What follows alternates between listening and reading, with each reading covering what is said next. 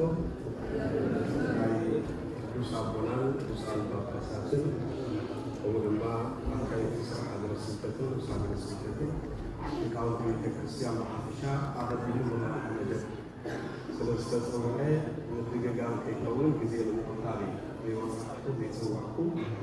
Ba'ayu Usahatari Namanya Berkuasa Selesai waktu Biarnya Terhiduwa Menajah ada kini Zakawun Mengerti Biarnya Zakawun Zakawun Zararabina በመጀመሪያ ግን አቀድምና ቅዱስ ፓትርያርክ አብዘልዎ አብዝ ቅዱስ ስፍራ ለተአማተም እግዚአብሔር ፈቅዱ ካብ ቅዱስ አቦና በረከት ንሳተፍ ለዛ ዝተቀደሰት መዓልቲ አበለ ተሰልበት ስለዛአከበና ቅዱስ እግዚአብሔር ስሙ ይስተመስገነ ይሁን እንኳን አብዝልካና እንኳን ደስ ያለና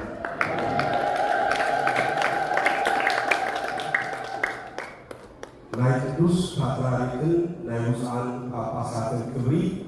ኣብ ቤተ ክርስቲያን ዘለዎ ቦታ ብተራ ዝርአ ኣይኮነን ኣዝዩ ዝኸበረ እዩ ሐዋርያ ቅዱስ ጳውሎስ ንሮሜ ቤተ ክርስቲያን ኣብ ዝፅሓፎ መልእኽቱ ምዕራፍ 13:7 ነቲ ክብሪ ዝግብኦ ክብሪ ክብል ገሊጹ እዩ ኣብ ቤተ ክርስቲያን እቶም ዝለዓለ ክብሪ ዝግብኦም ናይ ቅዱስ ሲኖዶስ አባላት ዝኾኑ ቅዱስ ፓትርያርክን ውፃን ሊቃነ ጳጳሳትን ጳጳሳትን እዮም ንምንታይ ኣብ ቤተ ክርስቲያን ግን እተኽብሮ ንዖም ዘለዋ ክብሪ ልዑል ክኸውን ዝኸኣለሉ እቲ ቀንዲ ምክንያት እንታይ እዩ ዝብል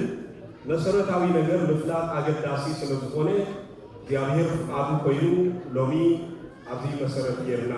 ምስ ወንጌል ሎሚ ዝተነበ ቅዱስ ወንጌል ዝተወሰነ ሓሳብ ወሲድና